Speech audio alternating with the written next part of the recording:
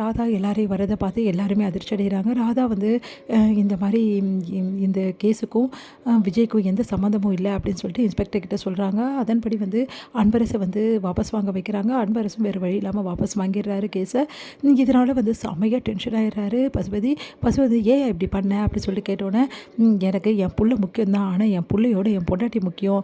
என் புள்ள எனக்காக எப்படி வேணாலும் போகணும்னு சொல்லிட்டு விட்டுருவான், ஆனால் என் பொண்டாட்டி எனக்காக என்ன வேணாலும் செய்வா. இப்போ நீ தான் இதெல்லாம் செய்கிற அப்படின்னோடனே, ஆமாம் என் பொண்டாட்டி எனக்கு வேணும்ல, அதுக்காக நான் செய்கிறேன்.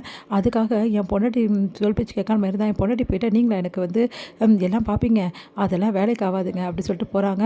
அதை கேட்டுட்டு வந்து செம்ம டென்ஷன் ஆச்சா, இந்த ஆளை போய் நம்மளை என்ன சொல்லணும், என்னப்பா இவர் இப்படி பண்ணிட்டாரு, வேறு வழியே இல்லைம்மா, இப்போது அமைதியாக இருக்கிறத தவிர நம்மளுக்கு என்ன இருக்குது, இப்படி ஆயிடுச்சு அப்படி சொல்லிட்டு டென்ஷன் ஆகிறாங்க. உடனே வந்து செம்மையாக டென்ஷனாக நிற்கிறாங்க வெண்ணிலாவும் மாமாவும்.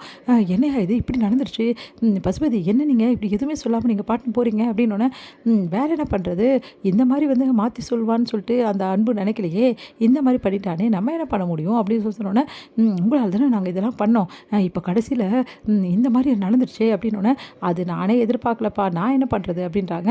இங்கே வந்து வெண்ணிலா செம்ம டென்ஷனாக இருக்காங்க. எனக்கு தெரியாது மாமா, விஜய் எனக்கு வேணும், விஜய்க்காக நான் என்ன வேணாலும் படுவேன், இப்போ எதுவும் பண்ண முடியாதுமா, யோசிச்சு பண்ணலாம் எதுவாக இருந்தாலும் அப்படின்னு பசுபதி சொல்கிறாரு. என்னம்மாம்மா இவர் இப்படி சொல்கிறாரு அப்படி சொல்லிட்டு இருக்கும்போதே கரெக்டாக வெண்ணிலாவை பார்த்து வந்து செம்மையாக டென்ஷனாக நிற்கிறாங்க எல்லாருமே. இங்கே வந்து விஜய் வந்து வெளியே வந்தோடனே, காவேரி வந்து உங்களுக்கு ஒன்றும் இல்லைங்க அப்படி, எனக்கு எதுவும் இல்லை காவேரி, முதல்ல நீ இந்த மாதிரி இருக்கக்கூடாது, ரொம்ப படப்படன்னு இருக்க, டென்ஷனாக இருக்க, முதல்ல உட்காரு அப்படின்னு சொல்லிட்டு, சார் கொஞ்சம் தண்ணி கிடைக்குமா சார் அப்படின்னு போலீஸ் வந்து பார்க்குறாங்க. என்ன சொல்கிறீங்க, கொஞ்சம் கொடுங்க சார் அப்படின்னு போயிட்டு எடுத்துகிட்டு வந்து காவேரி கொடுக்குறாங்க, முதல்ல தண்ணி கொடு காவேரி அப்படின்னு. அப்படியே போலீஸ் எல்லாருமே பார்க்குறாங்க.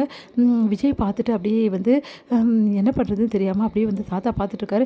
என்னப்பா என்னாச்சு காவேரிக்கு, இல்லை தாத்தா காவேரி ரொம்ப வந்து டென்ஷனாக இருக்கா, இந்த மாதிரி அவள் இருக்கக்கூடாது, அதனால தான் தாத்தா, சரிம்மா தண்ணி குடிமானோன்னே, விஜய் எனக்கு வேணாம் விஜய், இங்கெல்லாம் தண்ணி எப்படி குடிக்கிறது, இங்கே பாரு தண்ணிக்கு என்ன இருக்குது, நீ முதல்ல குடி அப்படின்னோடனே, சரின்னு சொல்லிட்டு குடிக்கிறாங்க.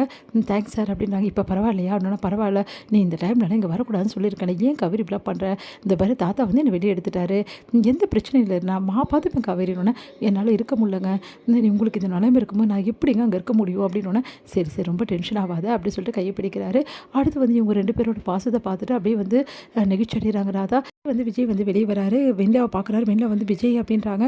வாயை மூடு அதோட, நீ எல்லாம் ஒரு பொண்ணா, என்னை இவ்வளோ அசிங்கப்படுத்துறல, இதுக்கப்புறம் என் மூஞ்சிலையும் முழிக்காத, உன்னை பார்க்கவே எனக்கு அருவெறுப்பாக இருக்குது, நீங்கள் 2 பேரும் திட்டம் போட்டு இவங்க எல்லாரும் கூட சேர்ந்து இந்த மாதிரி பண்ணல, பார்த்தல எப்படி வெளியே வந்தேன்னு சொல்லிட்டு, என் மேலே எந்த தப்புமே இல்லை, ஆனால் நீ எல்லா தப்பையும் நீ செஞ்சிச்சு கரெக்டாக என் மேலே பழி போடுறீங்களா, உங்களுக்கு எல்லாருக்கும் இருக்குது, இதுக்கப்புறம் தான் இருக்குது உங்கள் எல்லாருக்கும், உங்கள் மூஞ்சில் முழிச்சாவே எனக்கு அசிங்கமாக இருக்குது, உங்களை மாதிரி ஆளுங்களை நான் பார்க்குறதே அருவெறுப்பாக நினைக்கிறேன், நீங்களாம் ஒரு மனுஷங்களா அப்படின்னு. விஜய் ஏன் விஜய் இப்படிலாம் பேசுகிற, நான் உனக்காக தான் விஜய், வாயை மூடின்று, எனக்காக ஏதாவது சொன்னேன்னு வச்சுக்கோயேன், அப்புறம் நடக்கிறதே வேறு, போலீஸ் ஸ்டேஷன் கூட பார்க்க மாட்டேன், மரியாதையை மூஞ்சில் முடிக்காமல் இங்கேருந்து ஓடி போயிடு, முதல்ல இவளை கூட்டிகிட்டு ஊருக்கு போகிற வழியை பாருங்கள், இங்கேருந்து மறுபடியும் எங்களை தொல்லை பண்ணலாம், என்னையும் காவேரி வந்து அசிங்கப்படுத்தலாம், ஏதாவது நினச்சிங்கன்னு வச்சுக்கோங்களேன், 2 பேருக்கும் என்ன செய்வேன்னு எனக்கே தெரியாது அப்படின்றார் விஜய். விஜய் கோவப்படாதப்பா நீ வா அப்படி சொல்லிட்டு அவங்க தாத்தா கூட்டிகிட்டு போகிறார். விஜயன் வெளில ஓடி வராங்க. உடனே காவேரி வந்து விஜய் கைப்பிடிக்கிறாங்க.